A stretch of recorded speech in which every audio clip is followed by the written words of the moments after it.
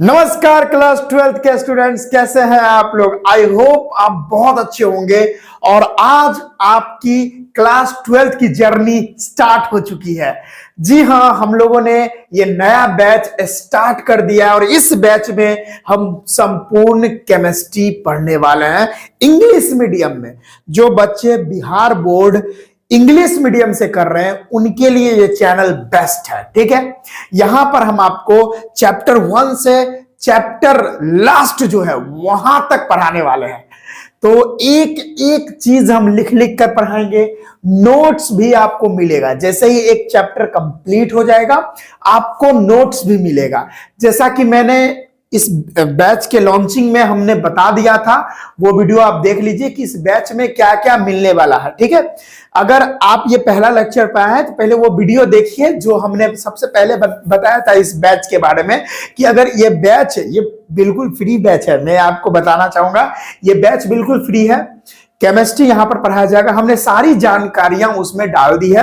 आप वहां पर जाइए, लिंक डिस्क्रिप्शन में मिलेगा। अब वहां पर जाइए उस वीडियो में और देख लीजिए कि ये बैच जो है इसमें आपको क्या क्या मिलने वाला है। इसमें आपको जो है लेक्चर मिलेगा, उसके साथ साथ नोट्स मिलेंगे। ठीक है, वो भी हैंड रिटन नोट्स, क्योंकि हैंड रिटन नोट्स को बेस्ट माना गया है तो हम हैंड रिटन नोट्स भी देंगे। और 24/7 जो है आपको व्हाट्सएप पर कोई भी प्रॉब्लम हो, कोई भी डाउट हो, आप बात कर सकते हैं। बात खत्म। ठीक है, और ये बैच बिल्कुल फ्री है, एक भी पैसा नहीं लूंगा।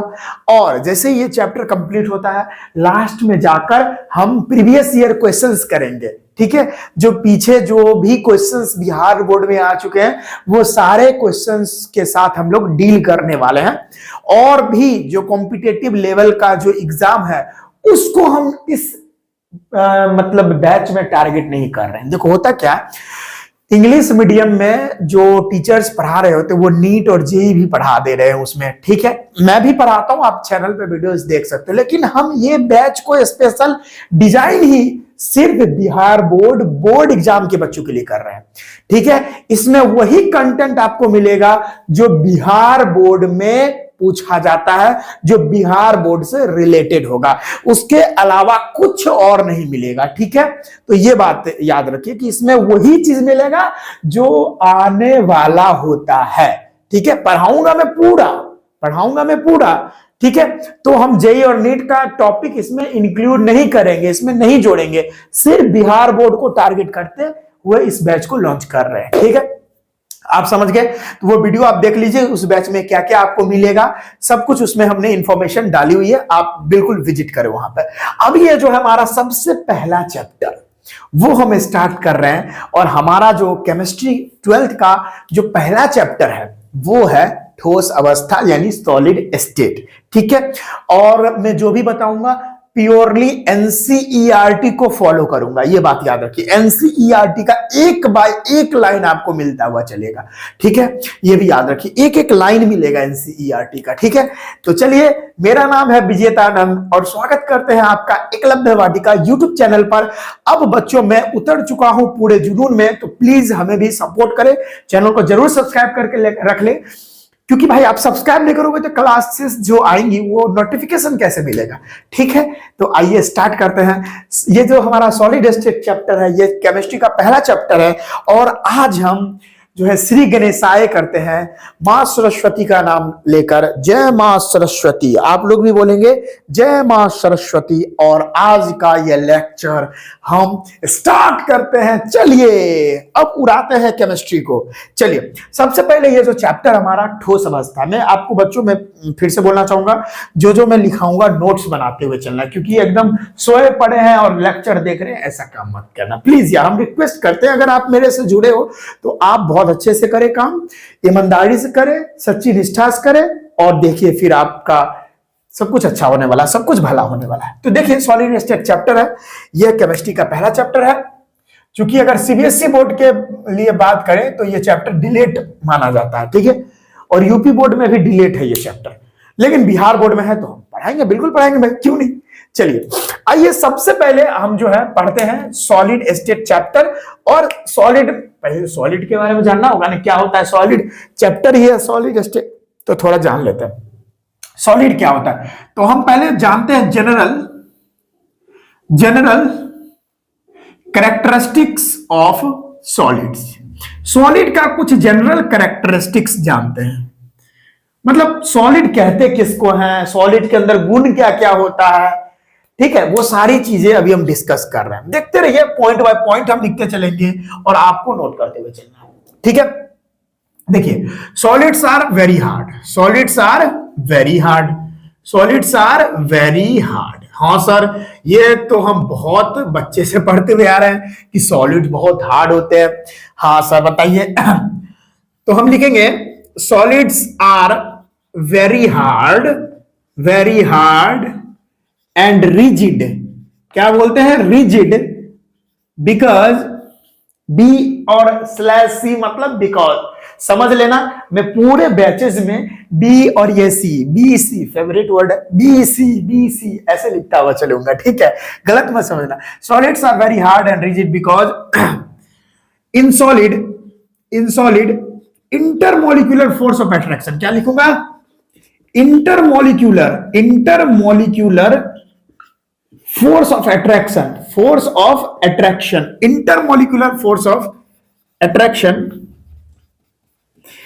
is very high, ठीक है, and they are closely packed,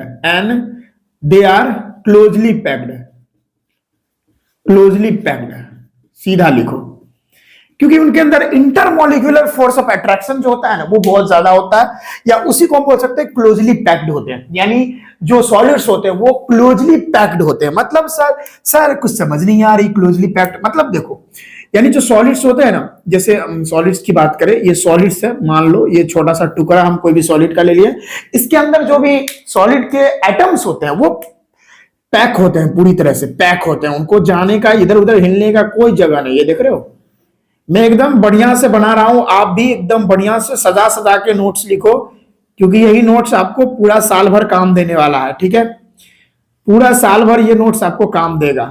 तो उसी ढंग से आप ये नोट्स बनाएंगे, हमें उम्मीद है कि आप बढ़िया से बनाएंगे, ठीक है। अब देखो आप, ठीक है, ये आपको सॉलिड दिखा, हाँ सर दिखा। अब इसके एटम्स के बीच में जगह है कहां, तो इसी को बोलते हैं क्लोजली पैक्ड। ये क्या है, क्लोजली पैक्ड है। ये क्या है सर, ये क्लोजली पैक्ड है। Strong intermolecular force of attraction, यानी ये यहां पर अगर हम ये दो एटम को पकड़ के खींच ले बाहर, हाँ सर यहां पकड़ लिए, यहां पकड़ लिए, इनके बीच में ना अट्रैक्शन बहुत ज्यादा है, इनके बीच में काफी अट्रैक्शन है, एक दूसरे को होल्ड करके रखे रहते हैं, एक दूसरे को पकड़ के रखे रहते हैं, एक दूसरे को ये पकड़ के रखे रहते हैं, इसीलिए सॉलिड को रिजिड माना गया है, ठीक है। यानी देख रहे हैं ये एटम्स जो है एक दूसरे को इतने पकड़ के रखे रहते हैं, जिसके वजह से सॉलिड बहुत ही रिजिड होता है, सॉलिड बहुत ही हार्ड होता है। इनके बीच में जो फोर्स ऑफ अट्रैक्शन है वो बहुत ही ज्यादा होता है, ठीक है, क्योंकि इनके बीच में इंटरमोलिक्यूलर डिस्टेंस बहुत कम है, ठीक है। इनके बीच में क्या है, हम लिखेंगे small intermolecular distance, small intermolecular distance, इनके बीच में इंटरमोलिक्यूलर डिस्टेंस बहुत ही कम होता है, ठीक है। अब इंटरमोलिक्यूलर डिस्टेंस कम होगा तो फोर्स बहुत ज्यादा हो जाएगा, अट्रैक्टिव फोर्स बहुत ज्यादा हो जाएगा, एक दूसरे को इतना खींच के रखेगा, छोड़ेगा नहीं, इसीलिए सॉलिड बहुत ही हार्ड होते हैं। सर कुछ और पॉइंट बता देते तो और मजा आ जाता। हम बिल्कुल बताएंगे, दे आर इनकंप्रेसिबल या दे आर नॉट कंप्रेसिबल,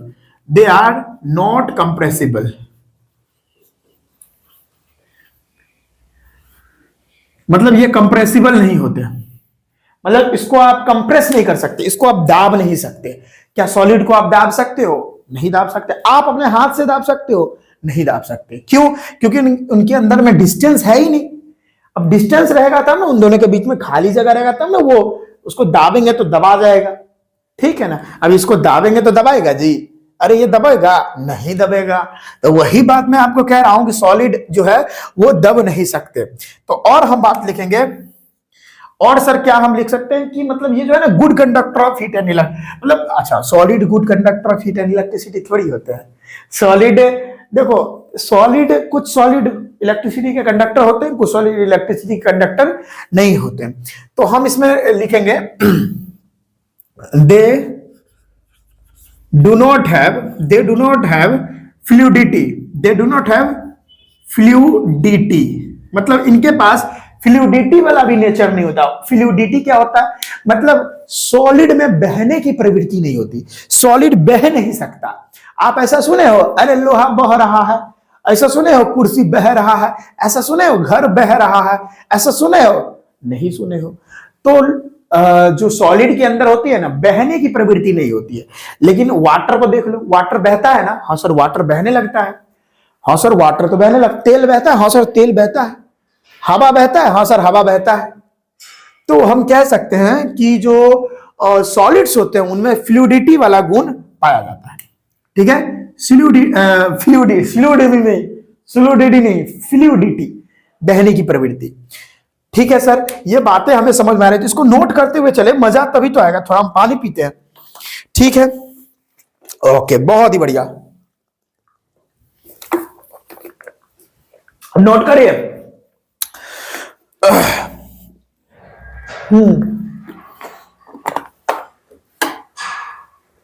चलिए, बहुत ही बढ़िया। अच्छा, इसमें एक बहुत इंपॉर्टेंट पॉइंट है, मैं आपको लिखवाना चाहूंगा, वो मैंने लिखा नहीं। जो सॉलिड्स होते हैं ना, उनका वॉल्यूम जो है और उनका शेप, ये दोनों फिक्स होता है। तो हम लिखेंगे solids have fixed shape and volume, इनका शेप और वॉल्यूम दोनों फिक्स होता है। ठीक है, अच्छा शेप कैसे फिक्स होता है वो तो बता दिया। देखो इसका शेप है ऐसा, अब इसको कितना भी दाब लो आप, क्या इसका शेप चेंज होगा? नहीं होगा। बिना कोई एक्सटर्नल फोर्स लगाए इसका शेप चेंज नहीं हो सकता। लेकिन लिक्विड का हो सकता है, पानी को कोई भी चीज में डालो उसी का आकार ले लेगा। लेकिन इस मार्कर को कोई भी चीज में डालोगे तो कोई उस चीज का आकार लेगा? नहीं लेगा सर, बिल्कुल नहीं लेगा। इसका जो आकार है अभी, यही आकार तब भी रहेगा। अगर हम इसको फेंक दें, दूर फेंक दें हम अपने से, फिर भी इसका आकार यही रहेगा, इसका आकार बदलने वाला नहीं है। तो सॉलिड्स के जो है शेप और जो वॉल्यूम होते हैं वो भी सेम है। वॉल्यूम कैसे सेम है? अरे देखो अभी ये इतना वॉल्यूम है ना, है कि नहीं वॉल्यूम?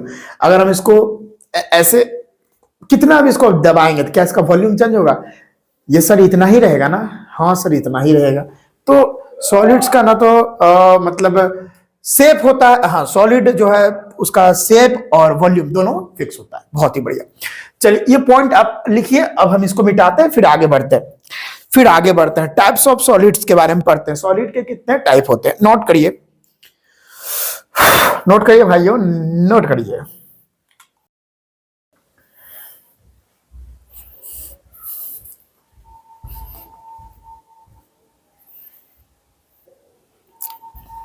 बच्चों इसमें एक पॉइंट हमारा मिस हो गया है, वो ये है, देखो एक बात मैं आपको बताना चाहूंगा। जो सॉलिड्स होते हैं वो मूव तो नहीं करते हैं, सॉलिड के जो पार्टिकल्स होते हैं वो मूव तो नहीं करते, लेकिन एक चीज है वो करते हैं। देखो मैं वो चीज लिखता हूं कि सॉलिड्स के जो पार्टिकल्स है वो अपने ही पोजीशन पर वाइब्रेट करते रहते हैं, ऐसे वाइब्रेट करते रहते हैं।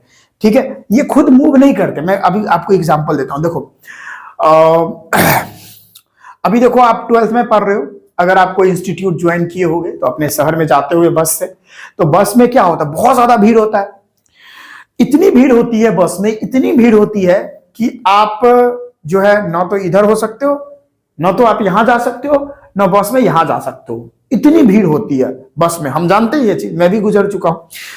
तो आप जहां पर खड़े रहते हो बस में वहीं पर रह जाते हो।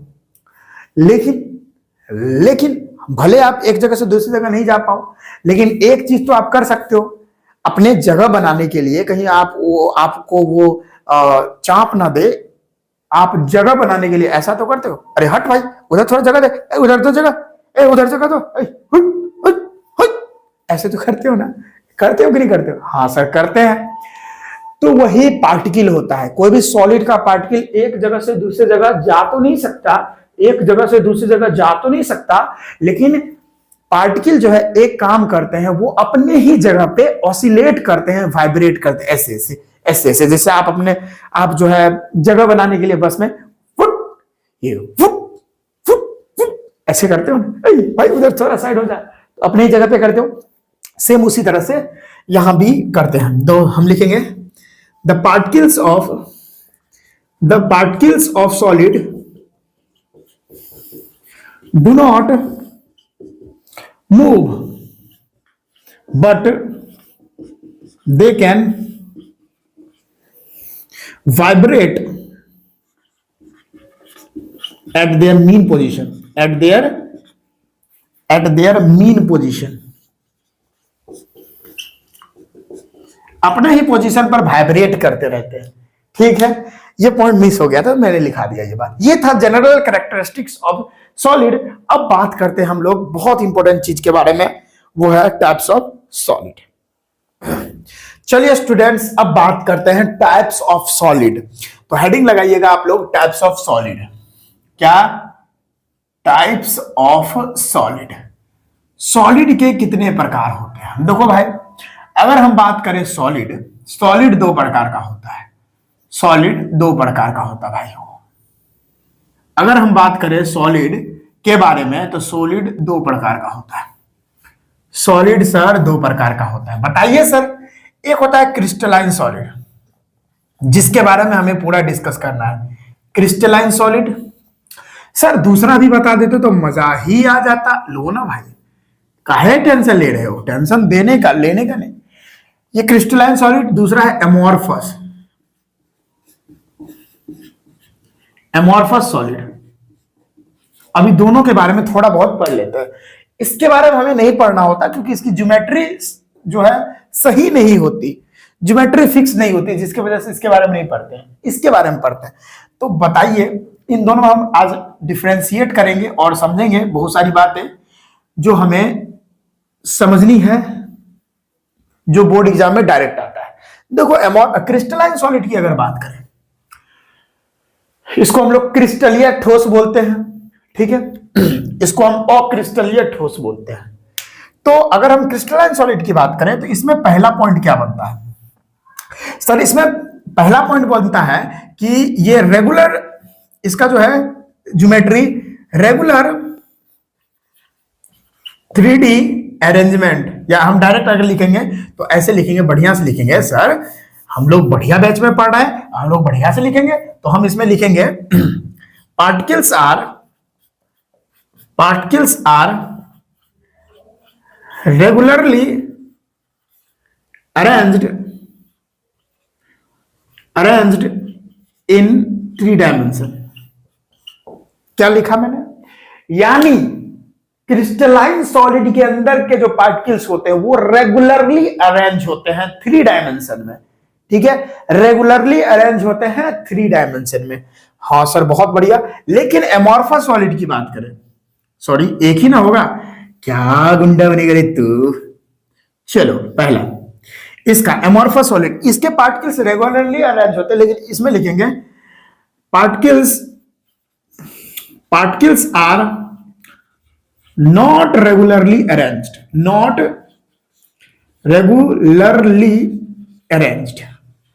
इसके पार्टिकल रेगुलरली अरेंज्ड नहीं होते हैं। ठीक है, इसमें रेगुलर अरेंज होते हैं, इसमें रेगुलरली अरेंज नहीं होते हैं। सर नेक्स्ट बात बताइए, ये जो क्रिस्टलाइन सॉलिड होते हैं ना, ये एकदम ट्रू सॉलिड होते हैं, एकदम पक्के वाले सॉलिड होते हैं। सॉलिड है तो सॉलिड है, इसमें कोई फेक बात नहीं है। तो इसको हम लोग बोलते हैं ट्रू सॉलिड।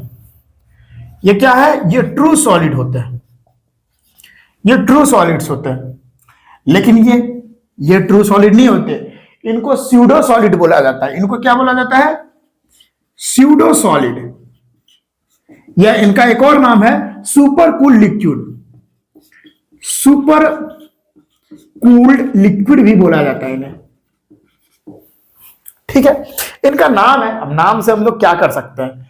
ठीक है, समझ में आ रहा है? हाँ सर। तीसरा पॉइंट, इनके जो पार्टिकल्स होते हैं वो एकदम लॉन्ग रेंज ऑर्डर में अरेंज होते हैं। मतलब अगर रेगुलर अरेंजमेंट है तो वो लॉन्ग रेंज के लिए है, लंबे समय के लिए है।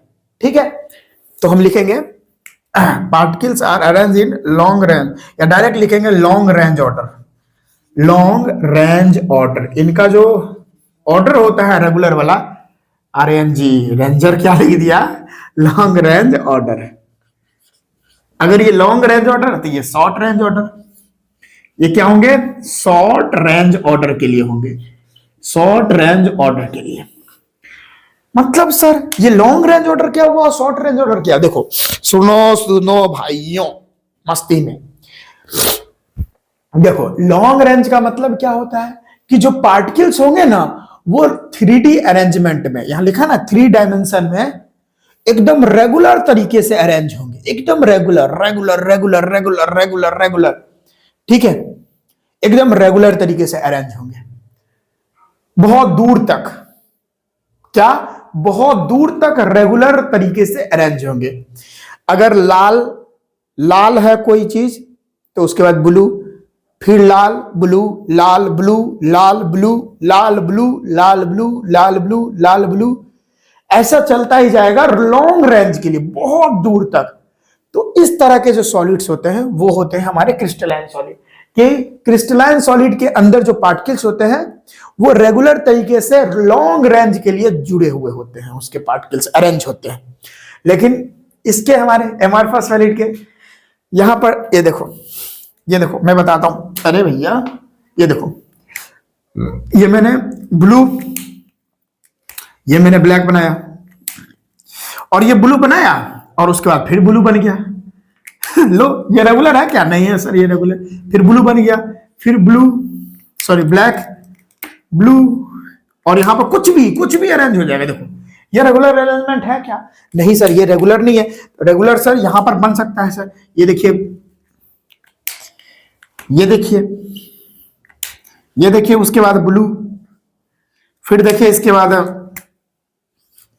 ब्लैक, ये हमारा ब्लू, ये हमारा ब्लैक, देख रहे हो लॉन्ग। अब यही जो है ये पैटर्न जो है लंबे समय तक चलता जाएगा, किसमें, ये जो पार्टिकल्स है, ये मान लो ये क्रिस्टलाइन सॉलिड के पार्टिकल्स है, ये देखो रेगुलर तरीके से लॉन्ग रेंज के लिए जुड़े हुए हैं। देखो ये ब्लू के बाद ब्लैक आया, फिर ब्लैक के बाद ब्लू, फिर ब्लू के बाद black, blue black blue black blue black blue black blue black blue black blue, बहुत दूर तक जुड़े रहेंगे। तो इनको बोलते हैं हम लोग लॉन्ग रेंज ऑर्डर, जो कि हमें क्रिस्टलाइन सॉलिड में देखने को मिलता है। लेकिन इसमें कुछ नहीं देखने को मिलता। देखो ब्लू ब्लैक ब्लू हुआ, फिर ब्लू, फिर black black black black blue blue blue blue, कुछ भी हो जाता है, ठीक है। देखो इसमें जो है थोड़ा पैटर्न सही हुआ था, अरेंजमेंट सही हुई थी, लेकिन कम समय के लिए। देखो ब्लू ब्लैक ब्लू, फिर ब्लैक होना चाहिए, तो थोड़ा दूर के लिए अरेंजमेंट हुआ, तो लेकिन छोटे समय के लिए हुआ, छोटे रेंज के लिए हुआ, ठीक है। तो ये बात होती है, इसको आप नोट करिए। मजा आ रहा है ना भाई, एक बात बताओ कमेंट में ठोको, मजा आ रहा है कि नहीं मजा आ रहा है, मजा आना चाहिए और कुछ नहीं भाई, ठीक है। अब हम बात करेंगे क्लीवेज प्रॉपर्टी के बारे में। क्लीवेज प्रॉपर्टी चौथा है हमारा, cleavage property. Sir cleavage property क्या है, तो क्लीवेज प्रॉपर्टी होता है कि when we cut a crystalline solid, when we cut a crystalline solid, then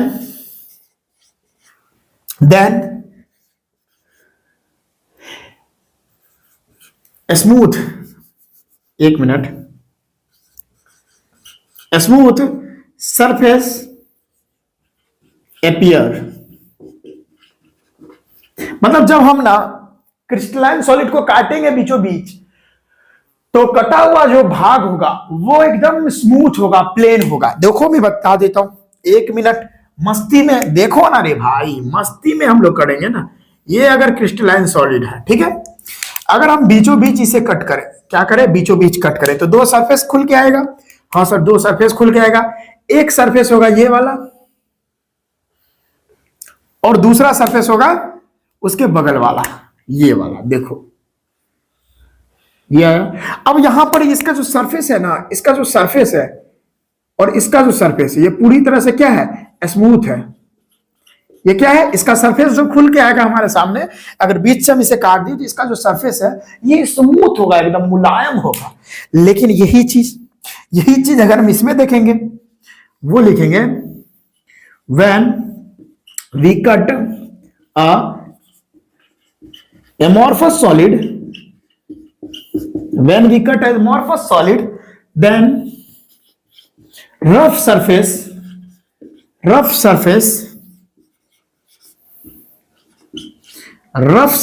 appears. इसी को हम क्लीवेज प्रॉपर्टी बोलते हैं। अब देखो, अब मैं आपको बताता हूं, यहां पे देखो, ये मेरा एक एमोर्फस सॉलिड है। अब हमने क्या किया, इसे बीचों बीच कट किया। तो कट करने के बाद देखो क्या हुआ सर, कट करने के बाद इसका जो सरफेस खुल के आया, एकदम खुरदुरा आया सर, अच्छा नहीं आया। ये देखो इस तरह से सरफेस खुल गया। ये जो हमारा सरफेस आया वो प्लेन नहीं आया, एकदम इस तरह से इरेगुलर तरह से आया। ये इस तरह से है ना, ये सही नहीं आया। अब देखो इसका सरफेस कैसा है, अरे बच्चों सरफेस कैसा है, सरफेस इरेगुलर है। क्या है, इरेगुलर।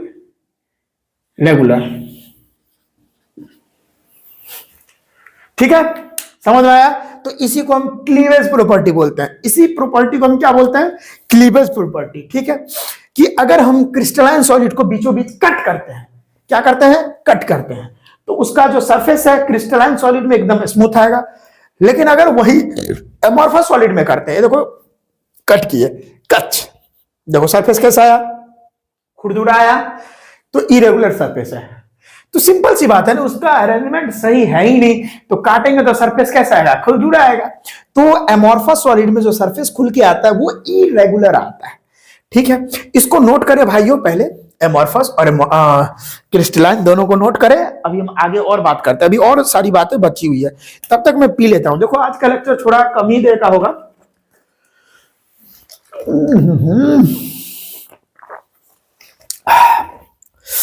चलिए अब और बात करते हैं अपना लोग, इसको नोट करिए, फिर आगे बात करते हैं।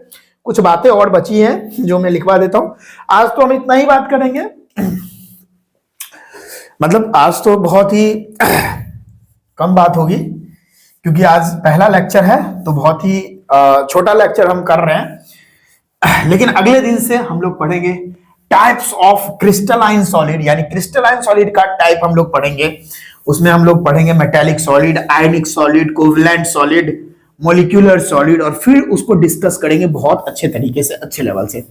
नॉर्मल जो है 45 से 50 मिनट का लेक्चर डेली हम लोग अपलोड करेंगे, और फिर मस्ती में पढ़ते हुए चलेंगे। टेंशन नहीं लेना है, हम जो है आपके साथ हैं पूरे साल, और हम भी मेहनत करेंगे, आप भी मेहनत करिएगा, और फिर देखते हैं कैसे केमिस्ट्री को ना हलवा बना देते हैं। अच्छा सर, क्या एमोर्फस सॉलिड के बारे में इतना ही पढ़ना है? हाँ जी, इतना ही पढ़ना है, क्योंकि इसका जो अरेंजमेंट होता है वो सही है ही नहीं। अब अरेंजमेंट अच्छा रहेगा तब ना, अरेंजमेंट 3D है ही नहीं, जिसके लिए हम लोग इसको पढ़ते ही नहीं है। बस यहीं पर थोड़ा बहुत डिस्कस करके काम खत्म इसका। फिर आगे बढ़ते हैं। चौथा था ना, हाँ ये पांचवा होगा। पांचवा पॉइंट सर, क्रिस्टलाइन सॉलिड के बारे में कुछ तो बता दीजिए। हाँ बिल्कुल बताएंगे, क्यों नहीं बताएंगे, मेरे प्यारे बच्चे हैं आप लोग। तो देखिए, इसमें हम बात करेंगे कि शार्प मेल्टिंग पॉइंट होता है इसका, शार्प मेल्टिंग पॉइंट। ठीक है, इसका क्या होता है, do not have sharp melting point, do not have sharp melting point, sharp melting point, इनका शार्प मेल्टिंग पॉइंट नहीं होता है। तो क्या होता है, इसका रेंज ऑफ मेल्टिंग पॉइंट है, रेंज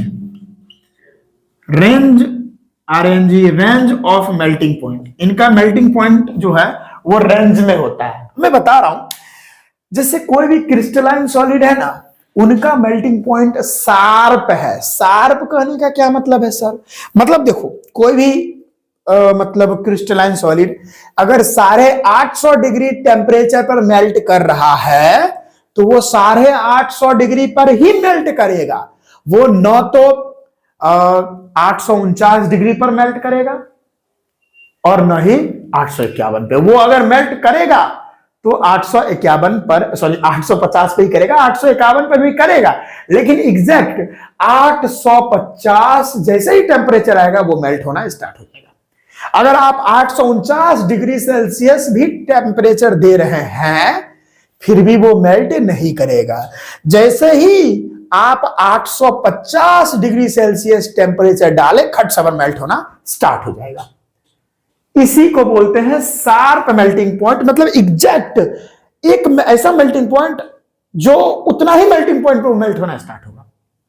ठीक है, अगर लोहा का टेम्परेचर है 1200 1250 डिग्री सेल्सियस, तो वो 1250 पर ही मेल्ट होगा, वो एक पीछे में मेल्ट नहीं होगा। सिंपल सी बात है। ठीक है, ये बात आपको समझ आई। तो ये होता है क्रिस्टलाइन सॉलिड में शार्प मेल्टिंग पॉइंट। अच्छा, इसका जो है मेल्टिंग पॉइंट एमोर्फस सॉलिड का फिक्स नहीं होता, रेंज में होता है। जैसे अगर कोई चीज पॉलीथीन वगैरह या कोई भी चीज प्लास्टिक वगैरह का जो मतलब मेल्टिंग पॉइंट है, वो अगर 150 डिग्री सेल्सियस है, तो वो 150 से 180 डिग्री सेल्सियस के बीच में मेल्ट करेगा। यानी 150 से 180 के बीच कोई भी टेम्परेचर में मेल्ट कर सकता है। तो इसको बोलते हैं रेंज में होना। यानी एमोर्फस सॉलिड जितने भी होते हैं उनका कोई फिक्स टेम्परेचर नहीं होता, फिक्स्ड मेल्टिंग पॉइंट नहीं होता। वो टेम्परेचर के रेंज में वो क्या करते हैं, मेल्ट करते हैं। ठीक है, तो अगर प्लास्टिक का जो है वो अगर मेल्टिंग पॉइंट 150 है, तो वो 150 से 180 के बीच में मेल्ट करेंगे। उनका कोई फिक्स मेल्टिंग पॉइंट नहीं होता एमोर्फस सॉलिड का। ठीक है, अच्छा, बेहद इंपॉर्टेंट जो कि अभी तक का सबसे इंपॉर्टेंट पॉइंट है कि क्रिस्टलाइन सॉलिड एन आइसोट्रोपिक होते हैं नेचर में। Anisotropic, anisotropic in nature, anisotropic in nature. Anisotropic का क्या मतलब हुआ मैं बता रहा हूं बच्चों, बिल्कुल भी टेंशन नहीं लीजिए। एन आइसोट्रोपिक का मतलब होता है डिफरेंट, देखिएगा, different physical property like refractive index, electrical conductivity,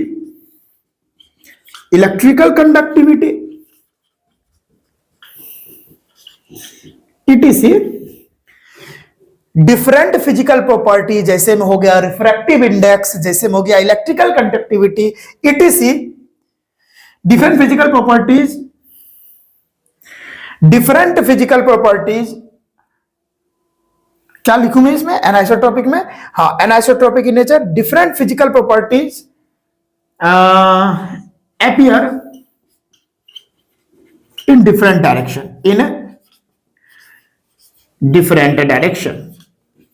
ये क्या मैं लिख दिया मैं बता रहा हूं, अलग अलग दिशा में। सुनो मेरी बात को, ये ही इंपॉर्टेंट पॉइंट है, यही इंपॉर्टेंट पॉइंट है। क्वेश्चन आएगा यहां से तो यहीं से आता है। ठीक है, डिफरेंट। अच्छा, ये एनाइसोट्रोपिक है तो ये आइसोट्रोपिक होगा। ये क्या होगा? Isotropic in nature, isotropic in nature. ठीक है, ठीक है। ये अलग अलग दिशा में, अलग अलग दिशा में अलग अलग फिजिकल प्रॉपर्टीज दिखाता है।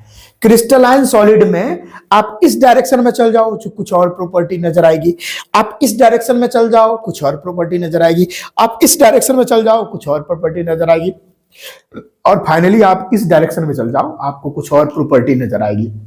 मतलब आप क्रिस्टलाइन सॉलिड में अगर दिशा चेंज करते हैं, डायरेक्शन चेंज करते हैं, तो आपका जो प्रॉपर्टी है वो भी चेंज हो जाएगा।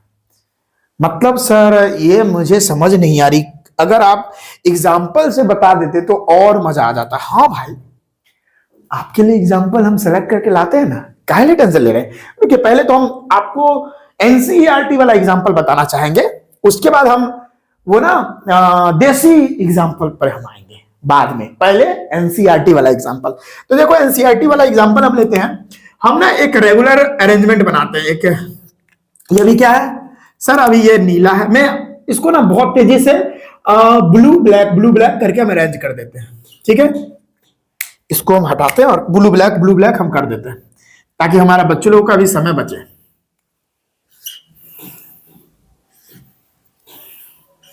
ठीक है, देखते जाना बच्चों, टेंशन नहीं लेना है। ठीक है, एकदम तेजी से हम करेंगे ताकि हम लोग का समय बच जाए। एक मिनट में समझा दूंगा आपको, टेंशन नहीं लेना है। नहीं, यहां पे ब्लू होगा। आई होप आपको दिख रहा होगा।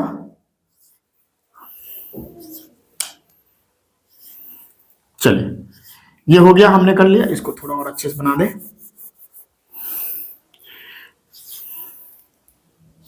चलिए, बहुत ही बढ़िया। अब देखिए, अब आपको समझाते हैं, यहाँ पे थोड़ा लगा दें। अब देखिए मैं समझाता हूँ। अच्छा, आई होप ये दिख रहा है कि नहीं दिख रहा है, मैं एक बार देखना चाहूंगा, चेक करना चाहूंगा। अरे भाई, ये तो बहुत अच्छे से दिख रहा है, कोई टेंशन ही नहीं है, मजे में है। अब देखो, आप अलग अलग डायरेक्शन में जाओ। आप डायरेक्शन यहां पर चेंज करोगे ना, आपको प्रॉपर्टी भी चेंज होगी। देखो, अगर आप इस डायरेक्शन में जाओगे, इस डायरेक्शन अगर आप जाओगे, अगर आप सपोज मान लो आपने इस डायरेक्शन में गए, तो आपको क्या पार्टिकल का अरेंजमेंट मिला sir? Blue, sorry, black blue black, black blue black, क्या मिला सर? इधर जाने पर प्रॉपर्टी हमें क्या नजर आई sir? Black blue black black, इधर ये प्रॉपर्टी नजर आई हमें। अच्छा सर, अच्छा सर, अगर हम इस डायरेक्शन में चले जाए तो, इस डायरेक्शन में चले जाए, देखो हमने डायरेक्शन चेंज किया, अभी क्या मिला सर? Blue black blue. यहां तो हमें दो ब्लैक और एक ब्लू मिल रहा था, इस डायरेक्शन में जाने पर हमें दो ब्लू मिला और एक ब्लैक मिला। ठीक है सर, अब देखो आप यहां पे अगर हम ये डायरेक्शन चेंज करें तो ये यहां पे ये डायरेक्शन ले ले तो, ये वाला डायरेक्शन अगर ले ले तो, अरे सर इस डायरेक्शन हम गए तो पूरा ब्लू ही मिल गया हमें। अरे सर मजा आ गया।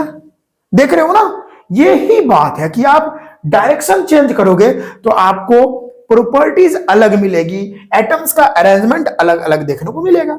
देखो, आप अगर इस डायरेक्शन में गए तो आपको क्या मिला? देखो, इसमें पूरा ब्लू ब्लू मिला, सॉरी ब्लैक ब्लैक मिला। क्या गुंडा बनेगा रे तू? तो फिर देखो, इसमें पूरा ब्लैक ब्लैक मिला। इससे क्या साबित हो रहा है? इससे यह साबित हो रहा है कि अगर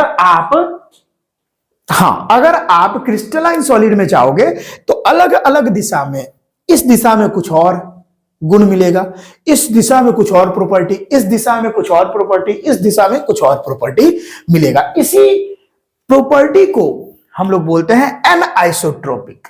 ठीक है, एनआइसोट्रोपी, और ये होता है सिर्फ और सिर्फ क्रिस्टलाइन सॉलिड में, एमॉर्फस में नहीं होता। ठीक है सर, नहीं समझ आया तो चलो देसी एग्जांपल आपके सामने हम प्रस्तुत कर रहे हैं, और इसमें अगर हम करेंगे आइसोट्रोपिक तो मैं इसमें बता देता हूं आइसोट्रोपिक का क्या मतलब हुआ। तो इसमें हम बहुत अच्छे तरीके से बता देंगे कि सेम फिजिकल प्रॉपर्टीज, सेम क्या लिखा मैंने? Different physical properties appears in different direction, ये सही है। Same physical property in all directions, हर एक दिशा में एक जैसा ही आपको फिजिकल प्रॉपर्टी देखने को मिलेगा, हर एक दिशा में, हर एक, कोई भी दिशा में चले जाओ आप।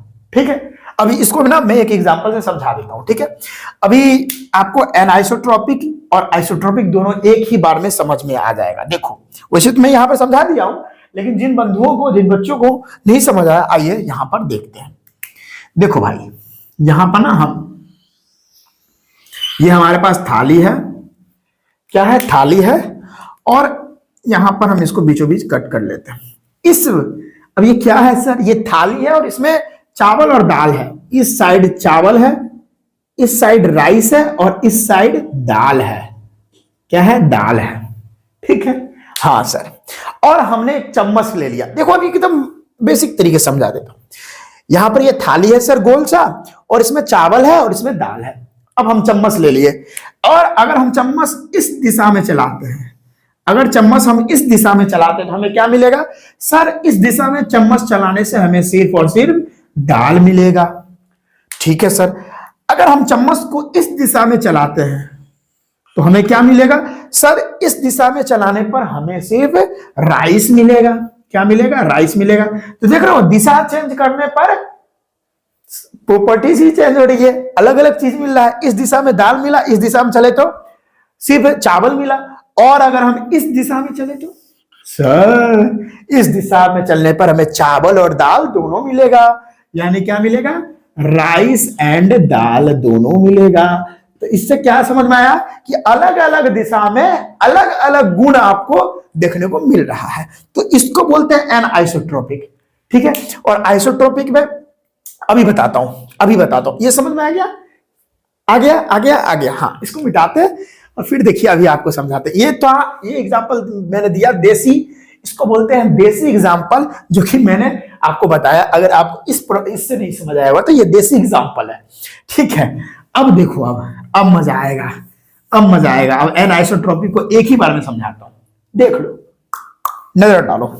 फिर से सर हम थाली बनाएंगे। हाँ सर। अब इसमें हमने क्या किया, चावल दाल दोनों को मिक्स कर दिया, चावल दाल। यहां पूरे में क्या है, पूरे में जो है चावल और दाल ही है, पूरा में चावल दाल ही है, पूरा में यहां पर जो है पूरा में चावल दाल भरा हुआ है, पूरा में मतलब समना हुआ है एक तरह से, पूरी तरह से मिक्स है चावल एंड दाल। हर जगह आपको चावल एंड दाल पूरा मिक्स है, इसमें पूरा चावल दाल चावल दाल। अब क्या है सर? हाँ बताओ बच्चा, अगर आप इस डायरेक्शन में जाओगे तो सर आपको क्या मिलेगा? सर इस दिशा में जाने के बाद भी आपको चावल प्लस दाल ही मिलेगा। हाँ सर। अगर आप इस दिशा में जाते हो, इस दिशा में चम्मच चलाते हो, फिर भी आपको चावल एंड दाल ही मिलेगा सर। सर अगर आप इस दिशा में चम्मच चलाते हो तो चावल एंड दाल ही मिलेगा सर। सर अगर आप इस दिशा में चम्मच चलाते हो तो आपको चावल एंड दाल ही मिलेगा सर। इसका मतलब क्या हुआ सर, कि आप कोई सा भी डायरेक्शन आप में जाओ, लेकिन आपको चीज वही मिलेगा। आप कोई सा भी डायरेक्शन चेंज करो, आपको प्रॉपर्टी वही देखने को मिलेगी। इसी को आइसोट्रोपिक इन नेचर बोलते हैं, ठीक है। देखो क्या है बात, same physical properties in all direction, कोई सा भी दिशा में चल जाओ आपको एक ही तरह का चीज मिलेगा, ठीक है, सिंपल, खट खट। हाँ, लेकिन इसमें अलग अलग दिशा में अलग अलग चीजें आपको देखने को मिलेंगी, ठीक है। चलिए इसको भी नोट करिए, फिर हम इसका एक और पॉइंट लिखते हैं, यानी जो कि एग्जांपल होगा हमारा, फिर आगे बात करते हैं, ठीक है। चलिए बहुत ही बढ़िया, बहुत ही बढ़िया, इसको मिटा देंगे अब। चलिए अब इसको मिटाते हैं, इसका एग्जांपल बात करते हैं अब, ठीक है। अब इसके एग्जांपल की बातें कर लेते हैं अपना लोग, कुछ एग्जांपल्स ले लेते हैं। अच्छा इसमें एक और हमारी प्रॉपर्टी बच गई इसकी, यानी एक और कैरेक्टरिस्टिक बच गया क्रिस्टलाइन सॉलिड का। छठा था ना, ये छठा था हमने लिख ही दिया, अब ये सातवां होगा, वो मैं लिख देता हूं कि छठा क्या लिख सकते definite heat of fusion. Definite heat of fusion होता है, इसमें नहीं होता है, इसमें नहीं होता है, इसमें नहीं होता है। इसको भी मिटा लेते हैं अपना लोग, फिर एग्जाम्पल की बात करेंगे और हमारा ये आज का जो टॉपिक है वो क्लियर हो जाएगा। इधर मिटा ही लेते हैं अपना लोग, ठीक है। इसमें क्या होता है, डेफिनेट हीट ऑफ फ्यूजन नहीं होता है, do not have definite heat of fusion, इसमें नहीं होता, ठीक है। बहुत बढ़िया सर, हाँ मजा आ गया सर। कुछ एग्जाम्पल दे देते सर, लो भाई एग्जाम्पल ले लो। जितने भी मेटल्स होते हैं सारे क्रिस्टलाइन सॉलिड है, ठीक है। जैसे इसमें क्वार्ज की बात करें, क्वार्ज, डायमंड, जिंक सल्फाइड, ठीक है। और कुछ बात करिए सर, NaCl, CaCl, ETC, जितने भी मेटल हैं सारे जो है क्रिस्टलाइन सॉलिड के एग्जाम्पल हैं। सर कुछ एमॉर्फस का ही दे देते हैं, क्योंकि ये लास्ट है एमॉर्फस का, इसके बाद पढ़ना ही नहीं है, तो चलिए एमॉर्फस का एग्जाम्पल दे देते हैं। क्वार्ज ग्लास, क्वार्ज ग्लास जो है वो एमॉर्फस का एग्जाम्पल है। और सर और कुछ दे देते सर, चौक, चौक जो हम लिखते हैं वो अभी तो उसका जो है बहुत कम यूज किया जाता है। चौक हो गया, पाउडर हो गया, जितना भी पाउडर होता है, जितना भी पाउडर होता है, जितना भी रबर होता है, प्लास्टिक होता है, प्लास्टिक्स, पॉलीथीन, सारे जो है एग्जांपल है, ETHENE, इथीन, ये सारे जो है आपको एग्जांपल एमॉर्फस सॉलिड के हैं। तो आज का लेक्चर बहुत ही छोटा था हमारा, बहुत ही प्यारा लेक्चर था, हमने इसे कंप्लीट कर लिया है। आई होप, चलिए पहले लिख लीजिए, लिख लीजिए, बिल्कुल लिखिए।